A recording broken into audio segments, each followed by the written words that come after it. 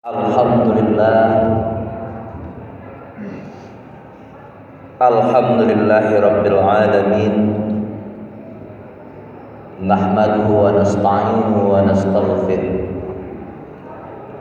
wa na'udzu billahi min shururi anfusina wa min sayyiati a'malina. May yahdihillahu fala mudilla lahu. Asyhadu an la ilaha illallah Al-Malikul Haqqul Mubin, Muhammadur Rasulullah, Sadiqul Wa'dil Amin. Asyhadu an la ilaha illallah wahdahu la syarika lah, wa asyhadu anna sayyidana wa nabiyana Muhammad Rasulullah sallallahu alaihi wasallam. Allahumma salli ala sayyidina Muhammad wa ala alihi wa sahbihi wa barik wa sallim. Ma'asyiral muslimin, faya ayyuhal hadirun, inni usikum wa iyaya bittaqwallah wa ta'atihi la'allakum turhamun. Ya ayyuhalladzina amanu taqullaha haqqa tuqatih wa la tamutunna illa wa antum muslimun. Fasma'u qala Allah ta'ala fil Qur'anil Karim. Na'udzu billahi minasy syaithanir rajim. Bismillahirrahmanirrahim. Laqad kana lakum fi Rasulillahi uswatun hasanah liman kana yarjullaha wal yawmal akhir wa dzakarallaha katsiran. Thumma qala Allah ta'ala aidan fi suratul ukhra, al-yawma nakhtimu ala afwahihim wa tukallimuna aydihim wa tashhadu arjuluhum bima kanu yaksibun. Shadaqallahul aliyyul azim. Allahumma rabbi ishrah li sadri wa yassir li amri wahlul 'uqdatam min lisani yafqahu qawli. Ma'asyiral muslimin, bapak-bapak, saudara-saudaraku sidang jamaah Jumat rahimakumullah.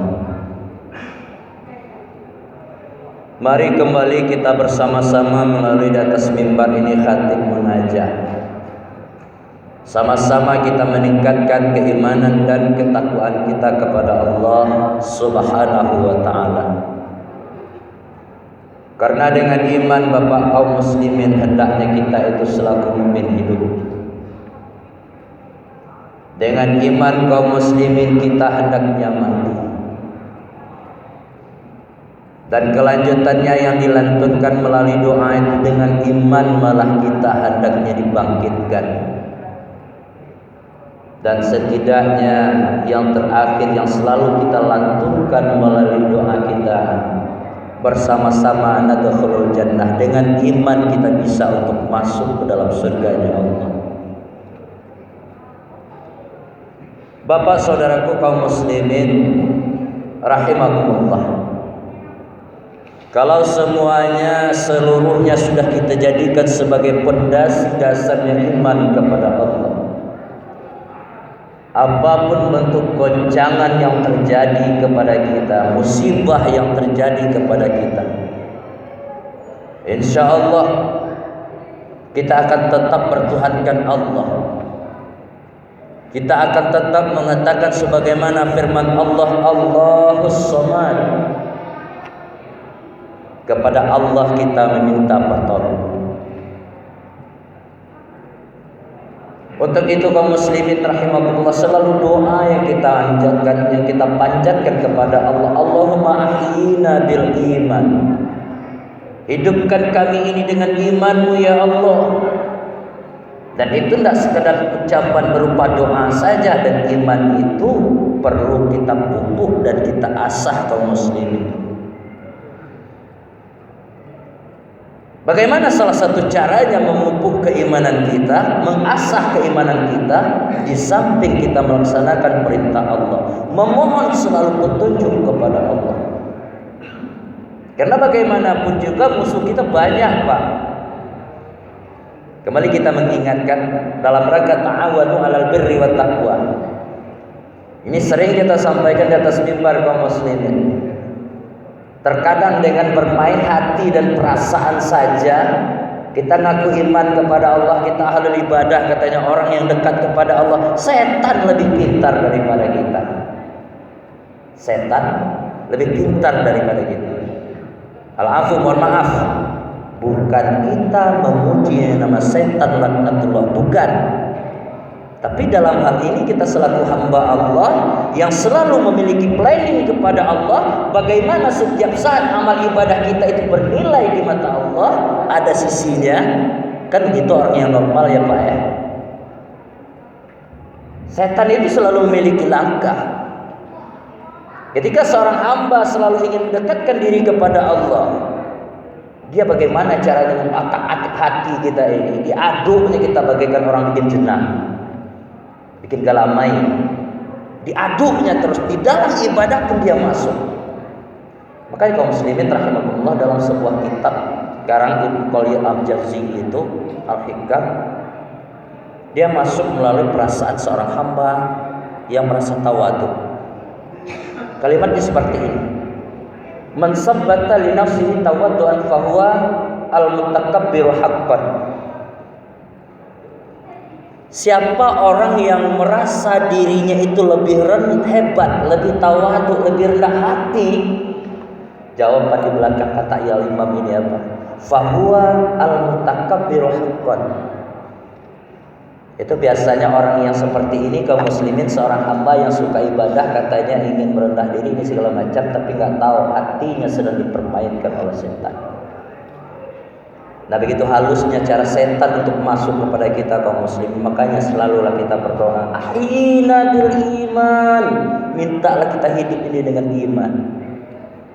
Apalagi sekarang zaman kita yang sedang banyak ditakut-takuti dengan bermasalah, musibah, segala macam beruntunan.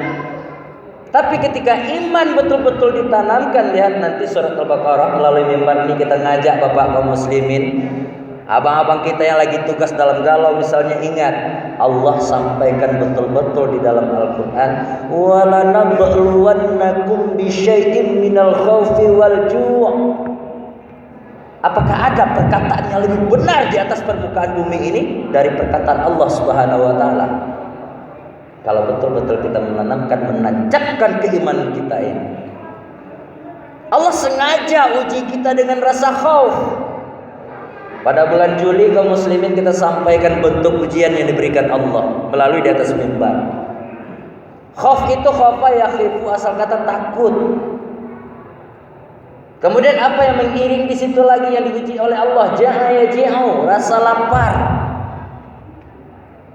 Sudah banyak kaum muslimin saudara kita yang sudah kelaparan. Gaza contohnya, pas di malam Lailatul Qadar, asik-asiknya mau bermunajat kepada Allah, mau melaksanakan mendirikan yang namanya Lailatul Qadar, orang kafir enak saja menghantamnya. Mereka kelaparan, kita yang diberi kesempatan oleh Allah malah lalai dalam hal ini, iman. Maka daripada itu kaum muslimin jangan lupa kita mohon iman kepada Allah. Minta selalu agar dikuatkan keimanan kita. Setelah itu baru beruntun. Wa amitsna bil iman. Minta mati kita dengan iman. Karena banyak ketika kita dalam diberi kesempatan oleh Allah untuk hidup, kita amalkan, tapi ketika Allah mendekatkan situasi kita dalam sakaratul maut, mati mereka ini bukan husnul khotimah, tapi matinya dalam keadaan su'ul khotimah, buruk kaum muslimin. Nauzubillah. Berlindung kita kepada Allah dari hal ini. Kemudian ada yang ketiga, setelah kita mati tentunya kita akan dibangkitkan. Mohon kita kepada Allah, wahsunna bil iman. Bangkitkan kami kembali ya Allah dengan keadaan beriman, dan baru insya Allah ketiga ini pondasi kita yang 3 ini kuat, insyaallah nahdatu. Kita semua ini nadkhulu fil jannah, masuk ke dalam surga Allah dengan iman. Kaum muslimin, bapak-bapak, saudaraku sidang jamaah Jumat rahimakumullah. Merujuk kita kepada firman Allah surat yang ke-33 tadi dan surat Yasin, itu insyaallah kita jadikan landasan khutbah Jumat kita. Yaitunya berbicara tentang bahwasanya Rasulullah adalah salah satu bentuk suri tauladan manusia yang dilahirkan oleh Allah di atas permukaan bumi ini, masih menginjakkan kaki beliau di atas permukaan bumi sudah mendapat jaminan dan ampunan. Jadi tidak salah Allah abadikan dalam Al-Quran ini nama beliau sebagai uswatun hasanah. Bahkan kaum muslimin, hari ini kita berada di putaran 22 Rabiul Awal. Sebagian besar umat Islam memerayakan hari maulidnya Nabi Muhammad. Muncul pertanyaan, Pak, bolehkah itu? Sahkah itu? Sah. Apakah tidak salah? Siapa bilang itu salah? Kalau seandainya salah, berarti khalifah kita yang berada pada tahun 1337 Masehi jauh lebih salah kedua. Kaum muslimin, kita ungkit sedikit, gak panjang-panjang kita bapak. Namun sebelum kita mencoba ulang-ulang kaji, minta maaf khatib andai kata sepanjang penyampaian tidak pas, tidak terletakkan pada tempatnya, referensinya kurang tepat. Melalui di atas mimbar nih khatib ngajak coba kita ulang-ulang lagi kitab tarikh kita. Di tahun 1337 inilah awal mula kenapa Maulid Nabi ini diperingati. Salah seorang Jenderal Salahuddin Al-Ayyubi yang mengadakan survei pantauan ke lapangan terhadap para pejuangnya yang berada di medan tempur. Jadi zaman waktu itu bapak kaum muslimin, orang Islam memang banyak melakukan pertempuran, perperangan. Apakah perperangan dalam rangka menindas? Tidak. Memang betul-betul menegakkan kalimat tauhid di atas permukaan bumi ketika itu. Dan saking banyaknya kaum kafir yang menindas orang Islam. Ketika itu bapak kaum muslimin rahimakumullah, melemahlah semangat juang para pejuang yang diperhatikan oleh Khalifah Jenderal Salahuddin Al-Ayyubi ini. Dimunculkan satu ide. Pada zaman itu Khalifah Fatimiyah, salah seorang putri baginda Rasulullah. Khalifah, bagaimana kita adakan peringatan Maulid ini? Mengadakan peringatan ini bukan acara aliknya yang dibangga-banggakan, meriahnya yang dibangga-banggakan, tapi memang betul-betul ada pengajian menyampaikan riwayat bentuk perjuangan baginda Rasul ketika berjuang menegakkan kalimat Allah di permukaan bumi. Singkat cerita, alhasil alhamdulillah mendapatkan hasil yang begitu baik ketika itu. Sekarang kita bandingkan kaum muslimin, apa bedanya kita dengan sekarang? Jangan katakan orang-orang dulu saja yang penuh dengan tantangan dan ujian. Tidak. Di suatu sisi kita pernah sampaikan, Rasulullah ketika pulang dari salah satu peperangan yang besar, duduk berkumpul dengan para sahabat. Salah seorang sahabat bertanya, "Wahai Rasul, masih adakah perang yang lebih besar daripada ini?" Rasul jawab sambil senyum, "Ada. Yaitunya perang menaklukkan hawa nafsu kita sendiri." Kita bisa rasakan kaum muslimin begitu banyaknya sekarang pengaruh-pengaruh yang merusak dari segi akidah, dari segi akhlak, dari segi pendidikan. Bermacam cara bagaimana moral dan akhlak generasi-generasi muda kita yang akan dirosakkan. Setidaknya kita selaku pemimpin untuk pribadi kita yang akan mempertanggungjawabkan amalan-amalan yang kita perbuat. Nah, untuk itu kembali kita kepada firman Allah ini. Jadi Allah tidak salah abadikan dalam hal ini. Sungguh Rasul ini adalah salah satu contoh yang baik untuk kita dari bermacam aspek, dari bermacam tingkah laku dan perbuatan. Makanya salah seorang istri baginda Rasul ditanya Rasul, wahai bunda, wahai Siti Aisyah, bagaimana sih bentuknya akhlak baginda Rasul? Beliau jawab, akhlaknya baginda Rasul bagaikan Al-Quran berjalan. Itu kan bahasa kiasan.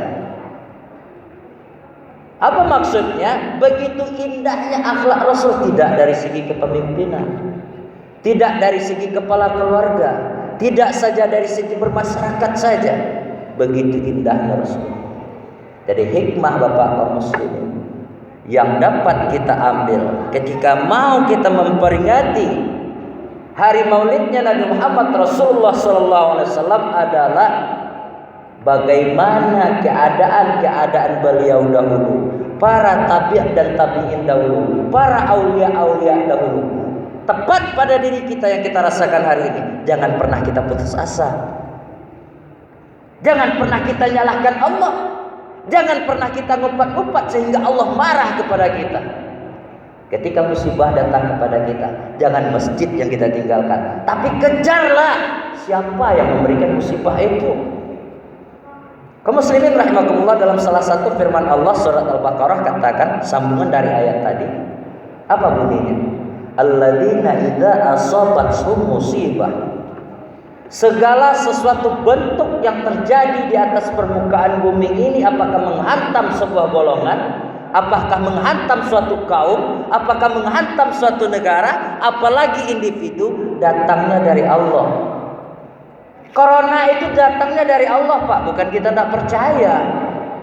Tapi jangan pernah masjid kita tinggalkan. Intinya jangan pernah kita berhenti angkat tangan ini mohon kepada Allah. Ya Allah, ini cobaan datang darimu ya Allah. Untuk itu kami bermohon secara berjamaah ini ya Allah, angkat kembali semua cobaan ini agar kami bebas lagi beraktivitas dan mudah kami untuk sujud mendekatkan diri kepadamu ya Allah. Nah, ini yang perlu kita tanamkan Bapak kaum muslimin, hikmah. Yang kedua, tujuan. Tujuannya apa kita peringati Maulid Nabi ini? Kembali kita hendaknya memunculkan pada sanubari kita masing-masing cinta kita kepada Rasulullah, cinta kita kepada Rasulullah, cinta kita kepada baginda Rasulullah, dan meningkatkan kembali keimanan kita kepada Allah.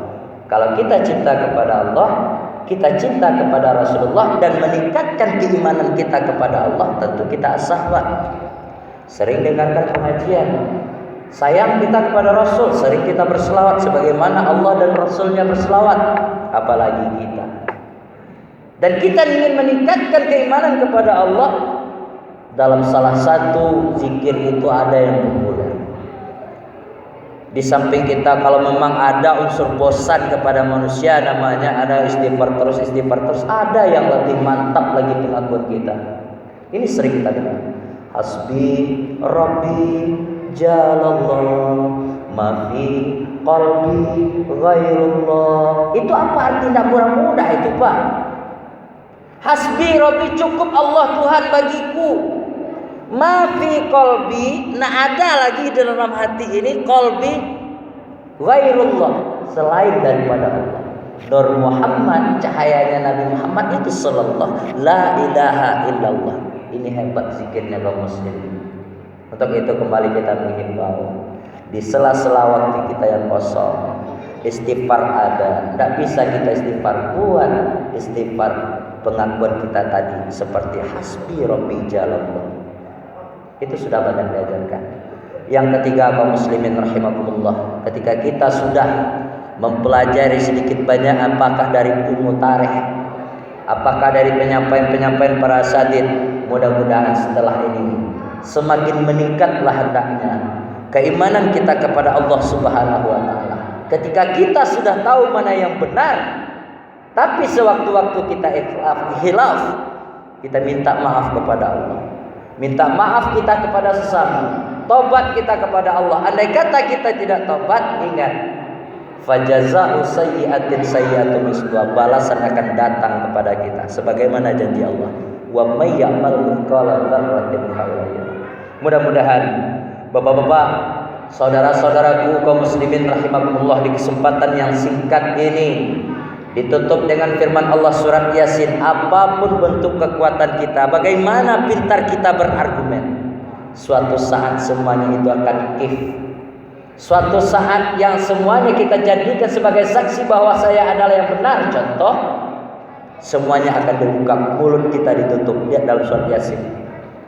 Seluruh anggota badan kita ini akan jadi saksi. Dia hari itu pernah nyuri barang orang, yang berkata tangan.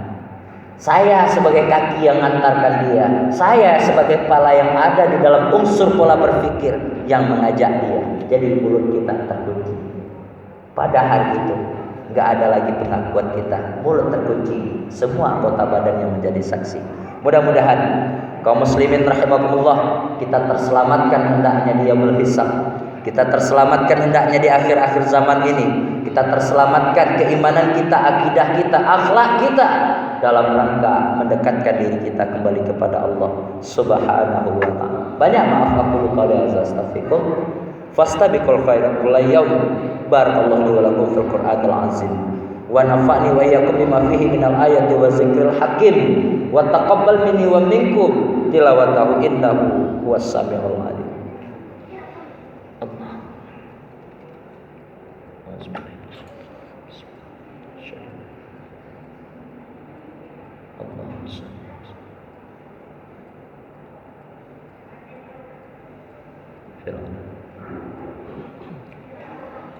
Alhamdulillah wa syukurillah wa la haula wa la quwata illa billah wa hamdan syukran lillah salatan wa salaman ala rasulillah asyhadu an la ilaha illallah wahdahu la syarikalah wa asyhadu anna sayyidina wa nabiyana Muhammad rasulullah sallallahu alaihi wasallam. Allahumma salli ala sayyidina Muhammad wa ala ali sayyidina Muhammad. Ma'asyiral muslimin, fa ya ayyuhal hadirun, inni usikum wa iyaya bitaqwallah wa ta'atihi la'allakum turhamun. Ya ayyuhallazina amanu taqullaha haqqa tuqatih wa la tamutunna illa wa antum muslimun.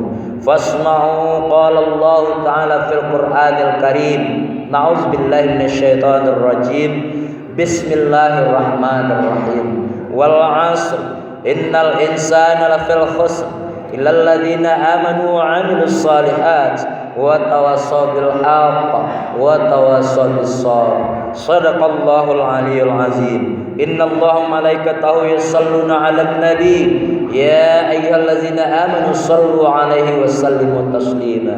Allahumma ighfir lil muslimina wal muslimat wal mu'minin wal mu'minat al ahya'i minhum wal amwat wa sayyirhum ala mu'anidid rabbi ikhtim lana bil khair wa ya khairan nasirin bi rahmatika ya arhamar rahimin. Allahumma ahyina bil iman wa amitna bil iman wa ahsurna bil iman wa adkhilnal jannata ma'al iman. Rabbana zalamna anfusana wa illam taghfir lana wa tarhamna lanakunanna minal khasirin. Rabbana atina fid dunya hasanah wa fil akhirati hasanah wa qina adzabannar. Walhamdulillahi rabbil alamin. Aqimis shalah.